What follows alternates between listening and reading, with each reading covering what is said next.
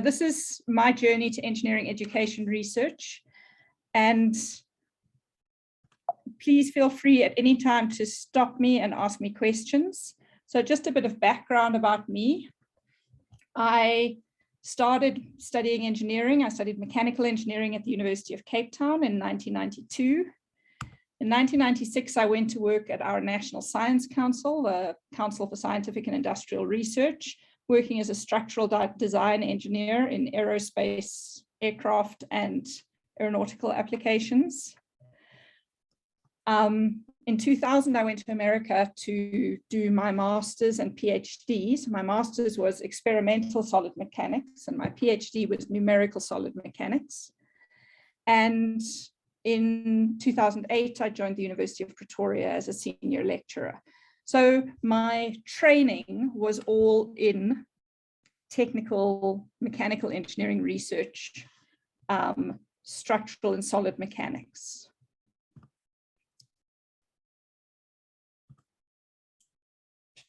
When I started teaching, and in fact, even before I started teaching, I realized fairly early on that I was much more interested in teaching than in research, but we have to publish. So then I heard about this thing called the Scholarship of Teaching and Learning Research, that maybe you could just publish about your teaching, and it would kill two birds with one stone. It would solve all the problems. But what I did not expect was, first of all, it was really hard to do scholarship of teaching and learning research.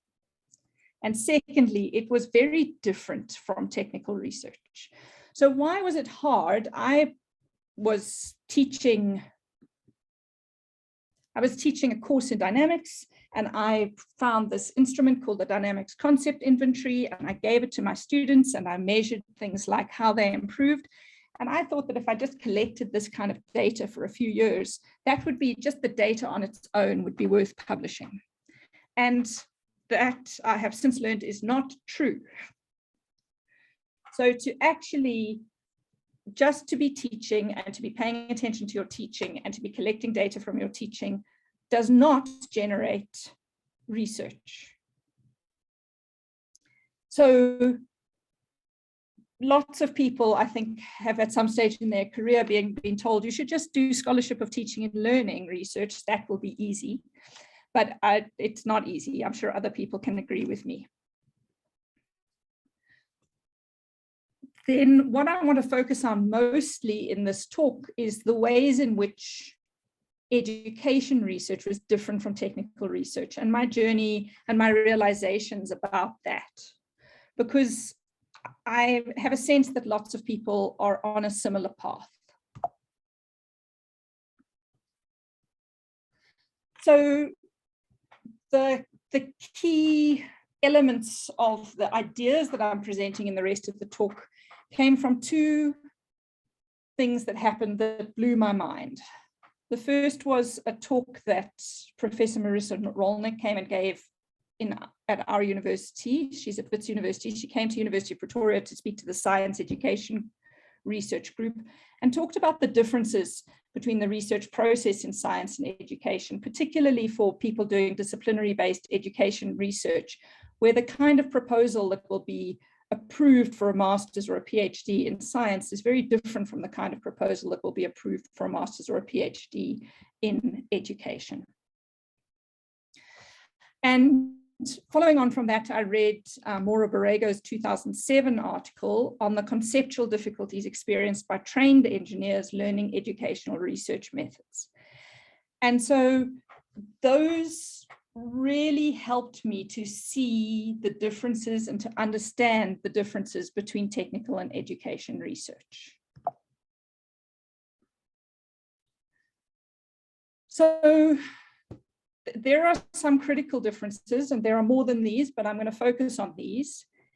In technical research, the kind of research questions that we ask how much and yes or no. While in educational research, the kind of research questions we ask are how and why. And that that first realization changes your understanding of what you're engaged in. Part of the reason for this difference is that technical research is a high consensus field and educational research is a low consensus field. And one of the other big differences between technical research and educational research is, in general, the results I get from my technical research are applicable outside of my laboratory. But in educational research, we need to prove that results are transferable to other contexts, and they are not always transferable. So I'm going to expand on each of these a little bit more. So the first is the differences in research questions. So as trained technical researchers, we have been trained to ask how much questions and yes/no questions. So the first question that most new engineering education researchers want to ask when they start moving from technical to education research, and this comes from the Mora-Borrego paper, the first question that lots of those engineering educators want to ask is, can I prove that the way I'm teaching is the best? And I can certainly identify with that. That was the first question I wanted to ask. And I'm sure lots of us, we're teaching this way, and now we're going to do research and we're going to prove that the way we're teaching is the best way to teach. But that's not a very meaningful question. And it's also almost impossible to answer. How do we actually measure that the way I'm teaching is causing an increase in learning? How do we measure the improvement in learning? And small hint, the marks on your exam are not a measure of student learning. And Disa is pointing out that we should also be asking, how do we measure the way we are assessing? The marks that students get on your exam are not a measure of student learning. They're a measure of a complex system where part of it is influenced by student learning and part of it is influenced by a whole lot of other things that you can't control or quantify. When we move from asking how much questions and yes or no questions to asking why and how questions, then we can start developing deeper understanding. Not, are the students learning in my class? To which the answer is, some of them definitely are, and some of them definitely aren't. And I don't know to what extent I'm responsible for either of those. But we can start asking questions about, why does a certain class elicit more engagement than a different kind of class? How do students engage with the material? How does the structure of our courses impact on students' feelings of well-being? So we can start to ask deeper questions, and those questions really elicit curiosity. So one of the reasons for these different kinds of research questions is to do with the fields that we're in. And Prof. Marissa Rolnick described these as high consensus and low consensus fields. So what do I mean by that? High consensus field is the sciences and engineering in general. Everyone agrees about the core theoretical framing. So we don't have to be explicit about the theories that we're using. Assuming that I'm traveling well below the speed of light, everyone will be happy if I use Newton's law. I don't need to justify why I'm using Newton's law. I can just use Newton's laws of motion, and everyone will understand that and expect to see it. So we are trained as scientists in a high consensus field. But education is a low consensus field. There are a wide diversity of theories. So we have to be explicit about the theoretical frameworks that we are relying on. What do we mean by theoretical frameworks? Well, there is a constructivist framework which says that students construct knowledge in partnership with the lecturers. there is a cognitivist framework which says that we should teach in ways that align with the way that the human brain and the human memory work. And so cognitive load theory is an example there. We could apply a sociological lens, which says that the way students behave is impacted by their interactions with the institution, with their families of origin, with their community of peers.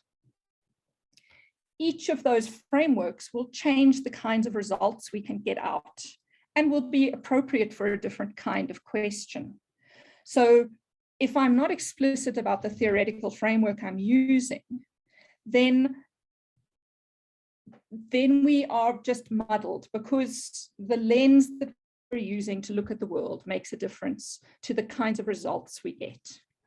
The people who know more about this than me can tell me what I got muddled there. But I think mostly.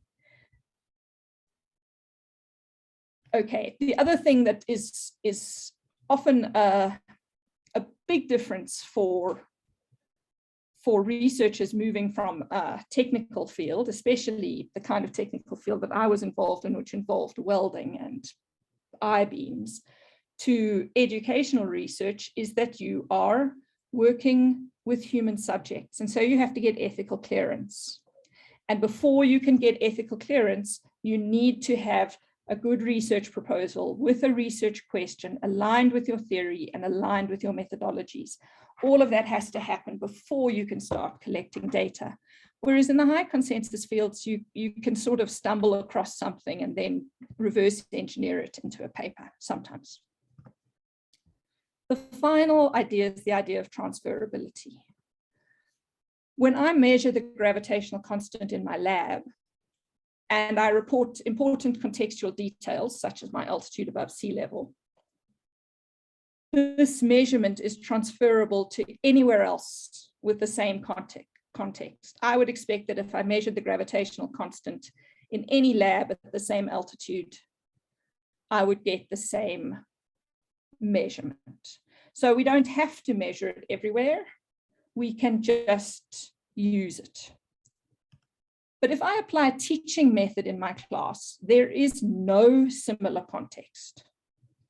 Even the same module the following year is not the same context, because I'm different, the students are different. Perhaps COVID has started, perhaps COVID has ended, perhaps COVID is never going to end, but the context does not even repeat from one year to the next within the same module with the same teacher.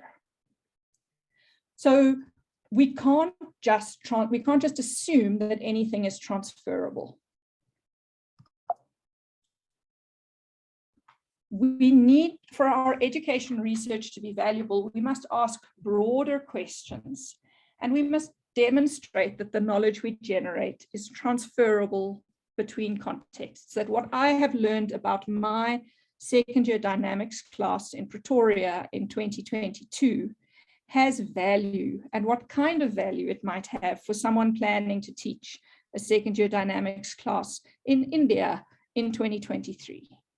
So it can't just be about the results, it has to be about an interpretation of the results and the implications that go beyond just what did I experience and what did I notice. So I would say that my research journey really took a huge jump when I made that set of realizations, when I encountered that set of ideas. And